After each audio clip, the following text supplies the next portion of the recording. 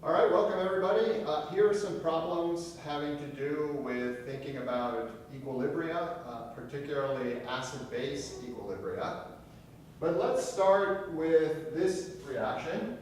Say we have a carbon-carbon double bond compound like ethylene, and then the other reactant is this one. So this is a diene. It has two carbon-carbon double bonds in it. And then the claim is that if you take these two and you combine them in a so-called cyclo-addition reaction, the cyclo might give you a hint as to what kind of structure you think is going to be in the product of this reaction if it is a cyclo-addition. Type it in this action.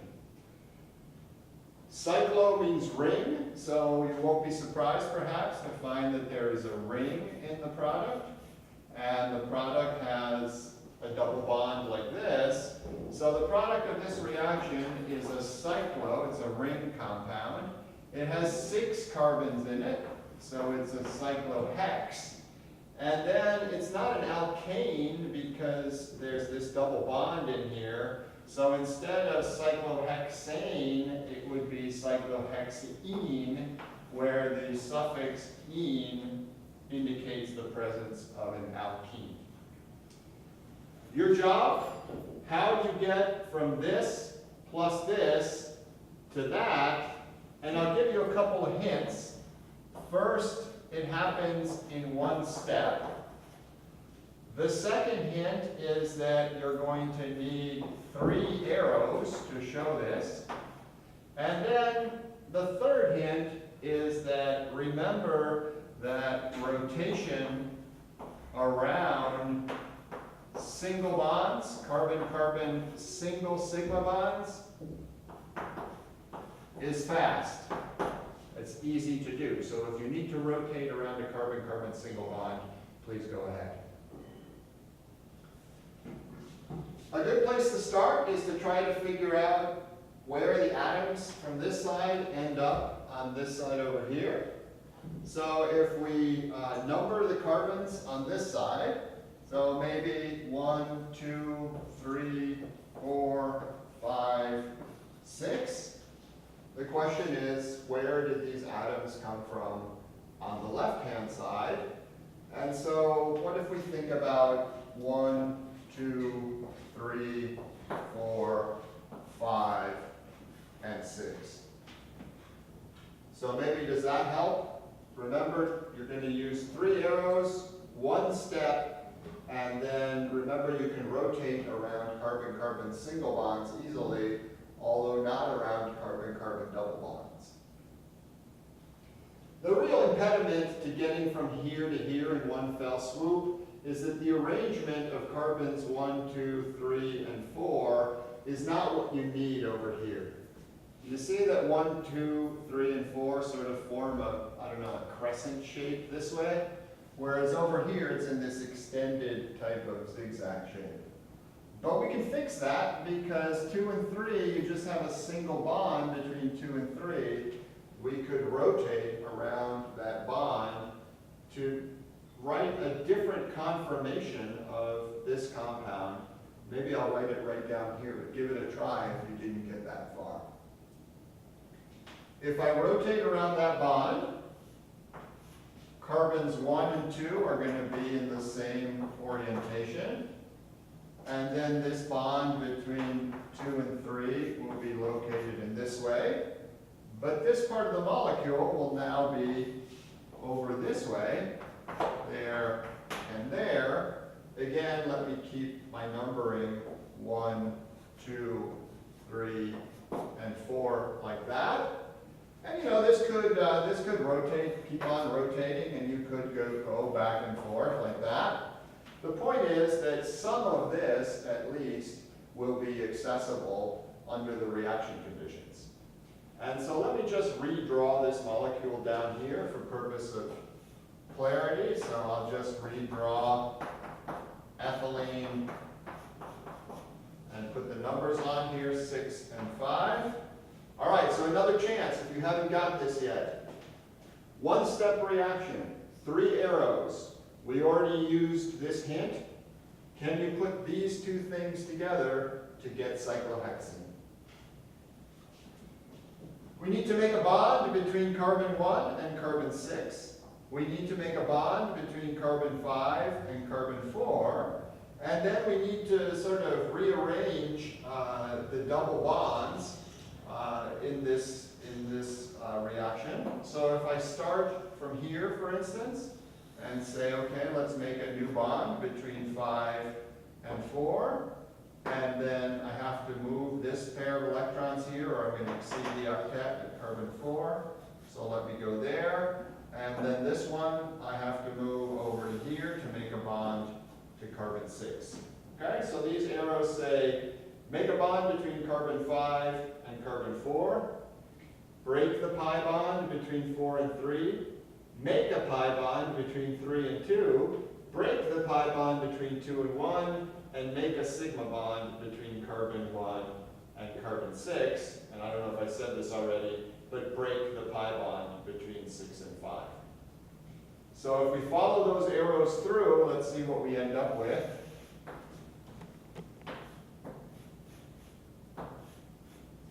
Here are my atoms.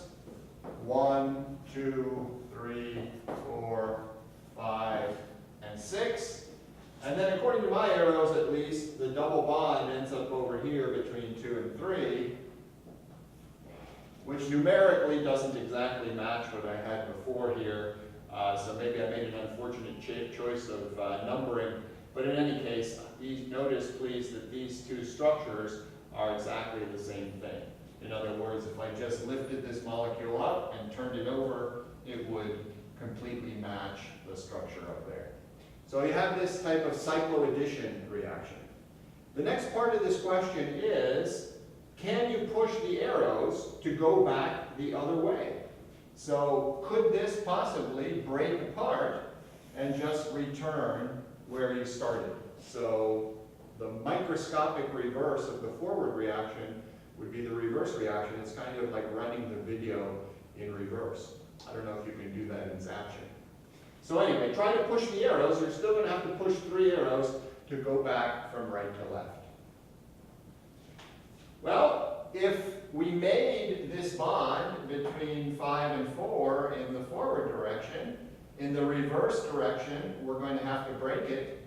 So we could go here, and here, and here, and those 3 arrows will break this molecule apart into the 2 pieces that we started from. And then the last part of this question is, how would you assess where the equilibrium should lie?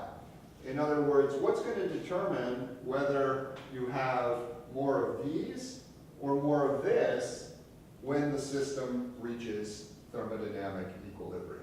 So can you think of an equation that might be helpful in terms of evaluating where the equilibrium would lie?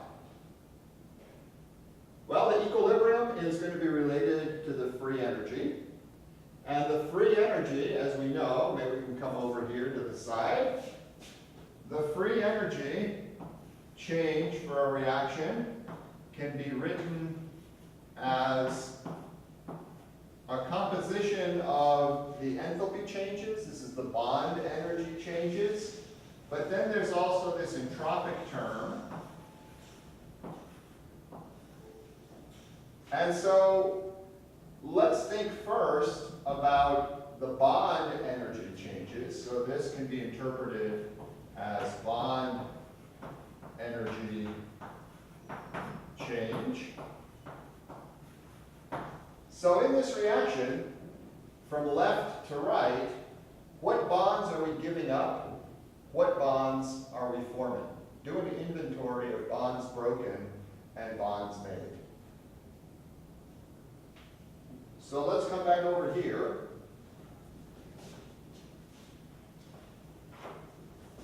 We're going to break a pi bond.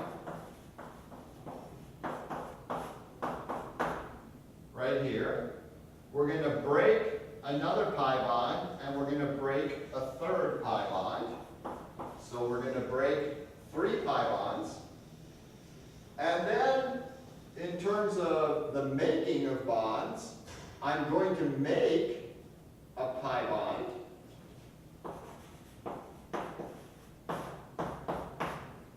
And then the other thing, I'm going to make 2 sigma bonds, the bond between carbon 5 and carbon 4, and the bond between carbon 6 and carbon 1. Okay, so I make a pi and I break 3 pi. So net, I have broken 2 pi, and then I've made 2 sigma. All right, so overall, you break 2 pi bonds, and you make 2 sigma bonds. And so here's the key to this thing in terms of enthalpy, is that a sigma bond, a carbon-carbon sigma bond, is a better bond than a carbon-carbon pi bond. So a carbon-carbon pi bond is worth about 65 kcals per mole.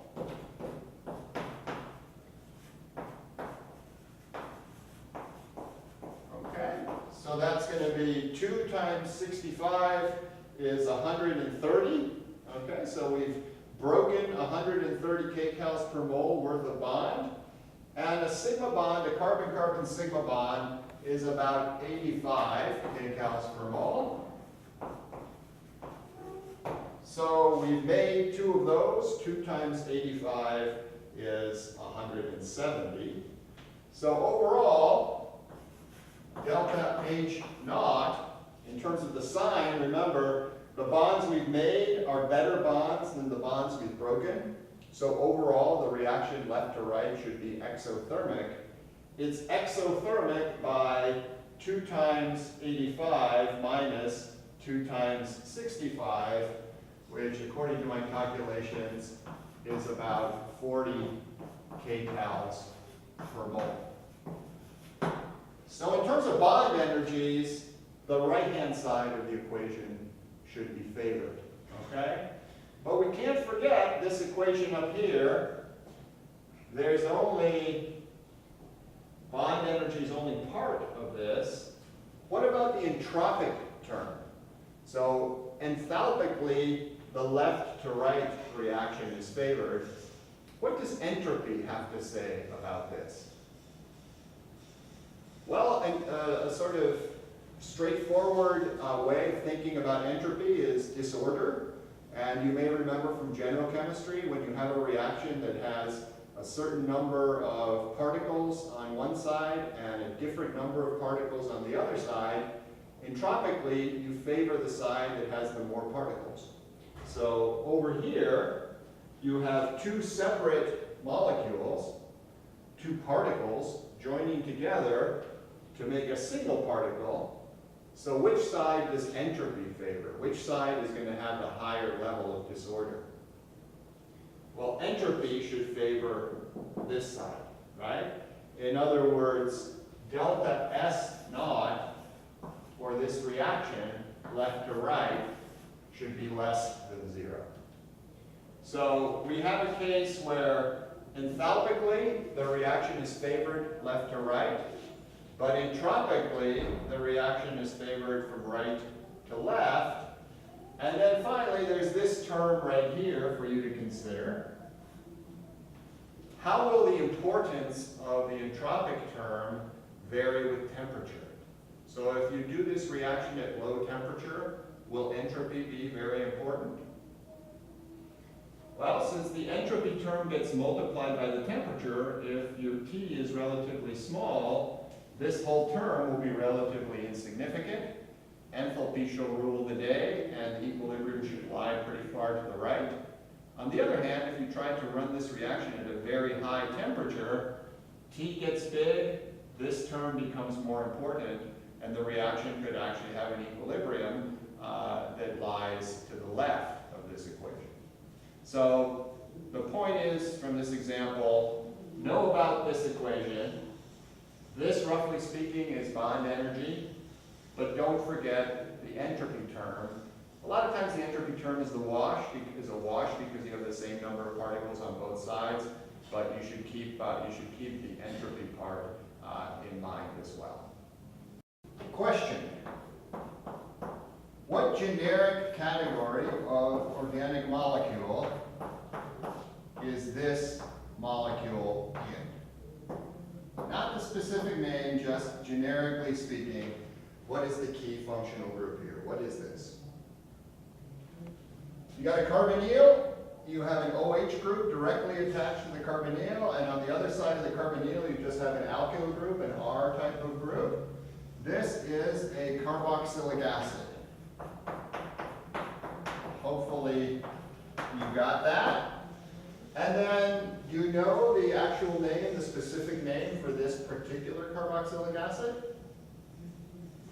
This is perhaps one of the most famous carboxylic acids. This is acetic acid. Next question. If we take acetic acid to be a representative carboxylic acid, what is the pKa of your typical carboxylic acid? The pKa of acetic acid is a good pKa value to know. The pKa is about 5.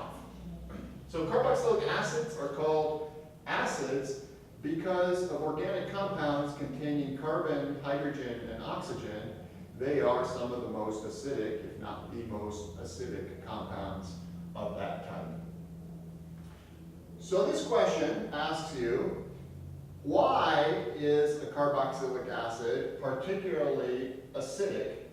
And the proton I'm talking about that we're going to be able to donate is this one. I mean, there are other hydrogens in the molecule, but please recognize that there's a special one. It's this one over here. This is the one we're referring to when we say that a carboxylic acid, acetic acid, has a pKa of about 5. So why does this compound have such a relatively acidic proton? The key to these sorts of problems, if somebody asks you why is such and such a molecule a relatively good acid or bad acid or whatever acid, don't answer the question by pointing to the molecule itself. Answer the question by reference to the molecule's conjugate base. So let's break this problem down into a couple steps. Instead of talking about acetic acid itself, please draw the conjugate base of acetic acid. The conjugate base of acetic acid is the compound that we would generate by loss of H+. So we have to take this pair of electrons away from the hydrogen in this way. And so the conjugate base of acetic acid has the following structure.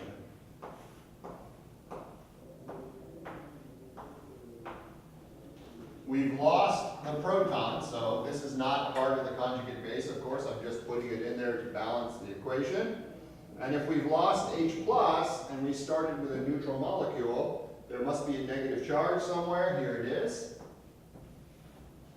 What is the name of the conjugate base of acetic acid? It's acetate. What is, generically speaking, the conjugate base of a carboxylic acid? Well, it would be a carboxylate. So now we've got the conjugate base of the acid whose low pKa we were trying to rationalize. Evidently, there's something specially stable or favorable about this conjugate base. Because if the conjugate base has some special favorability to it, that would make sense that the corresponding acid would lose a proton in order to get to this especially stable conjugate base.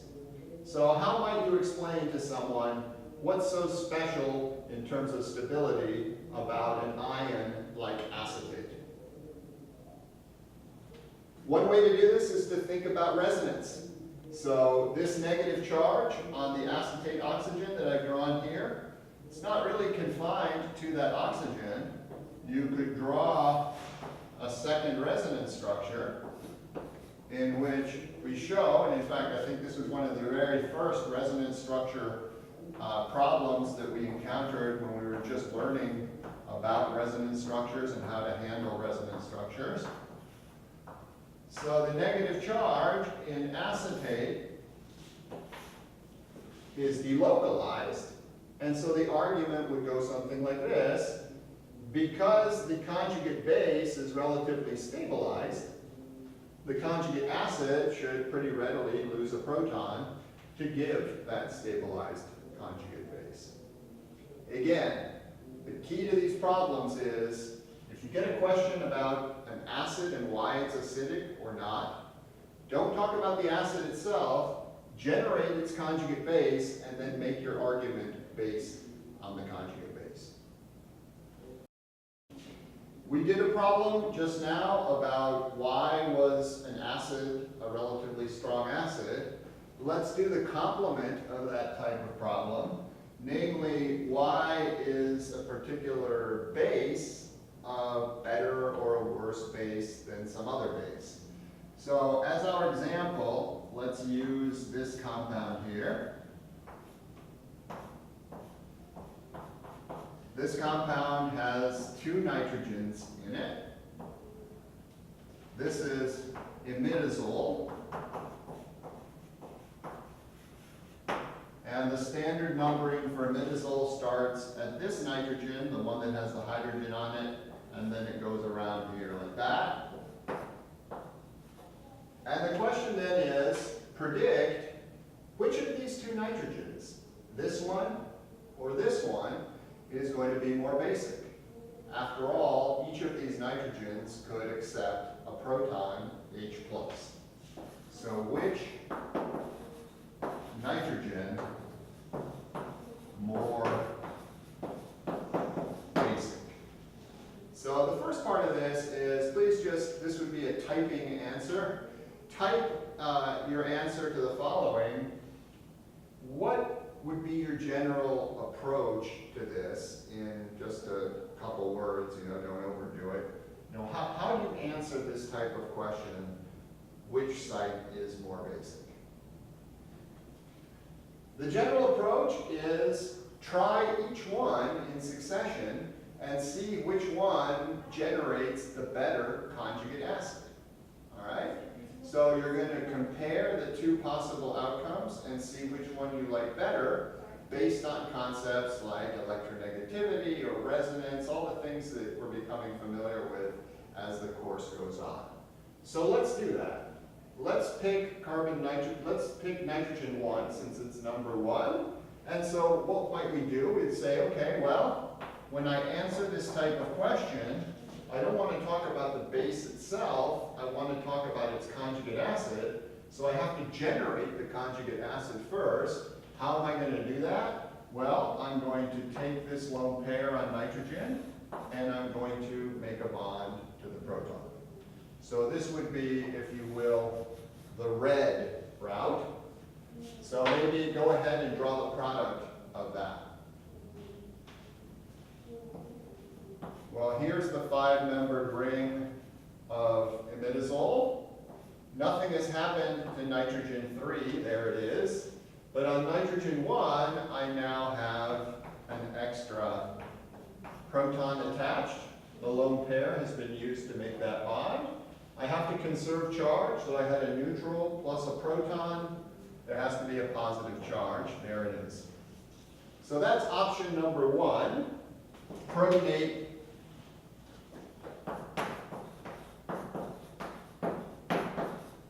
N1. What about the alternative?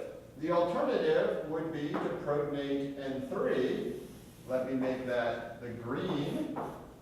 So if I protonate N3, what do I get? Here's the 5-membered imidazole ring. Nitrogen 1 still has its lone pair, nothing has happened there. And nitrogen 3 is now attached to the hydrogen. Again, there has to be a positive charge, and there it is. So now I've generated conjugate base by protonation of N1. I'm sorry, conjugate acid by protonation of N1. And the conjugate acid by protonation of N3.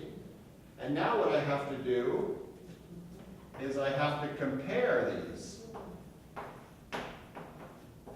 Compare these two.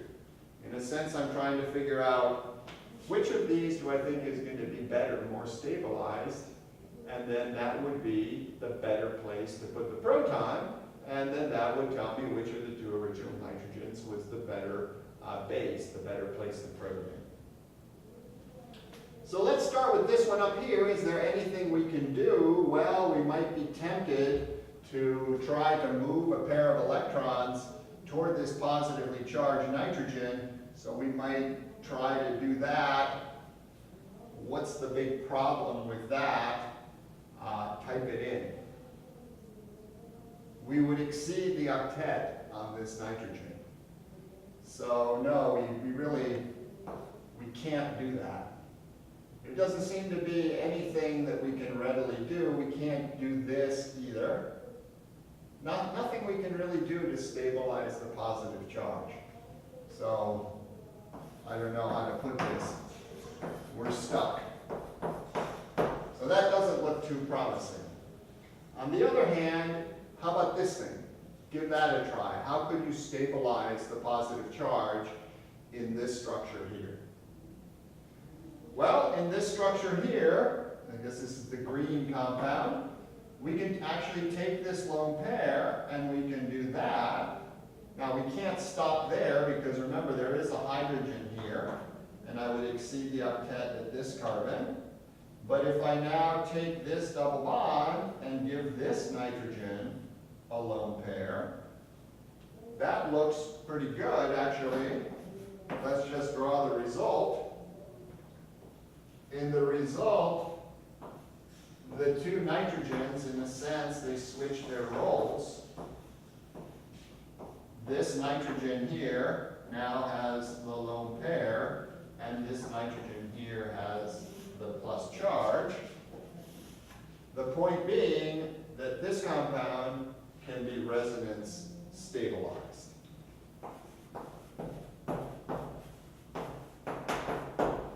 So now go back and answer the question. Which of the original nitrogens, nitrogen 1 or nitrogen 3, was the more basic? The argument would go something like this. Protonation of nitrogen 3 gives you the more stable conjugate acid. So this is the more stable conjugate acid. And as a consequence, the more stable conjugate acid corresponds to the better base. So the green nitrogen here, this is more basic than that one. So again, if you get a question, which position is more basic or anything about the basicity of something, don't try to answer the question just based on the base itself, but rather generate the conjugate acid, or in this case, the two possible conjugate acids, and then make your argument based on the conjugate acid rather than the original base. Let's do a problem where we compare the acidity of two different organic molecules. Here's the first one. This, of course, is not the true geometry of this molecule. This is our old friend methane. And then the other molecule we will look at is this one,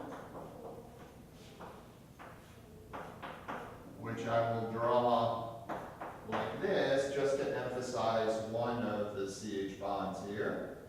This was methane. Do you know what this compound is, the name for this particular molecule? This is acetone. Given that name, can you type in the generic type of functional group that we have in this molecule? The The own suffix should give it away. This is a carbonyl group that has an R group on one side and a second R group on the other.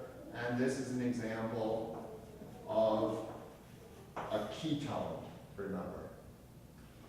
Let me give you some data. The pKa of methane is unbelievably high. In fact, it is so high that it's quite difficult to measure, but the figure that's typically bandied about is 60 or 64 or something around there. And then the pKa of acetone, on the other hand, is more like 20. Remember, this is a logarithmic scale, so it's 10 to the 40, 10 to the power 40 difference in acidity between these two. So just to remind yourself how to rapidly interpret these pKa values, which of these is the stronger acid? Something that has pKa 20 or pKa 60. So what is the stronger acid? Is it methane or is it acetone? Type that in Zaption. Lower pKa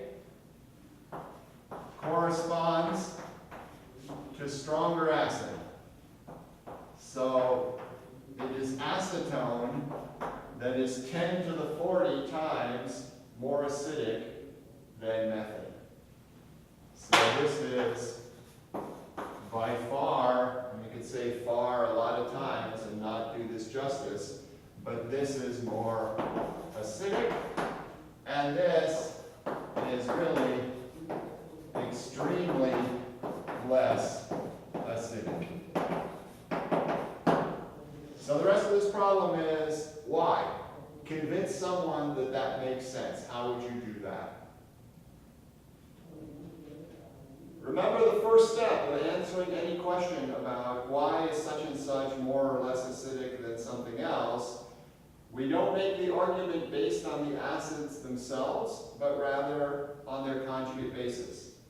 So draw first, what is the conjugate base of methane? The conjugate base of methane is formed by loss of a proton. If you're doing the aeroformalism, you have to leave the H behind with no electrons at all. And really the only way to do that is to do that. And so what have I got? I've got just CH3, the methyl group, with a lone pair and a minus charge. Draw the conjugate base of acetone now. What do you get when acetone loses a proton? Same deal, make sure your arrow is going in the right direction. If you're trying to lose H+, you do not want your arrow to go toward the H. You don't want to give it any electrons. The electrons are going to have to go the other way. And so if this loses H+, you're going to end up with the conjugate base of acetone. So just two hydrogens attached to this carbon, and then a lone pair and a negative charge. So we're making progress. At least I've generated the appropriate conjugate bases. The methyl anion is the conjugate base of methane, and this anion is the conjugate base of acetone. So now I need to compare these two. And I really have to ask the question, which of these is the more stable, the more preferred conjugate base? Because whichever one of these two is more preferred, its corresponding conjugate acid is going to be the stronger acid. So why might one of these anions be better than the other? Well, here we have a carbon, it's probably something like sp3 hybridized. There's really no way to stabilize that negative charge beyond what I've shown right there. No resonance delocalization, for instance, no strongly electron withdrawing group by electronegativity. We're really just kind of stuck. How about this one? Is there any way that we could show that this anion is actually not so bad as far as carbanions go. There's a resonance structure that we can draw. This negative charge is not localized just on this carbon. It can be shared by resonance into the carbonyl. There were 2 lone pairs already on the carbonyl that I neglected to draw before. Maybe I'll fill them in. And so there's a second resonance structure that shows a double bond between this carbon and the carbonyl carbon. And the negative charge then is shared on the carbonyl oxygen. Because oxygen is fairly electronegative, this second resonance structure shows considerable stabilization of the anion. So we could say this is a resonance stabilized conjugate base. That's just another way of saying that this conjugate base is relatively stable. Another way of saying that is that this conjugate base is going to be a relatively weak base. Because if it's stabilized, is it going to really have a strong driving force to pick up a proton? No, not as strong a driving force to pick up a proton for this relatively stabilized thing. Compared to this thing is unstabilized. It's going to be a much stronger conjugate base. And then remember the relationship. A strong conjugate base corresponds to a weak conjugate acid. And that's exactly what we see. Here's the very weak conjugate acid. On the other hand, a more stabilized conjugate base, a weaker conjugate base, is going to correspond to the stronger conjugate acid. So once again, question about acidity. Generate the conjugate bases first, compare the conjugate bases, and then make your argument based on that. Where if the conjugate base is particularly stabilized, the conjugate acid should be stronger. If the conjugate base is unstabilized, the conjugate acid should be weaker.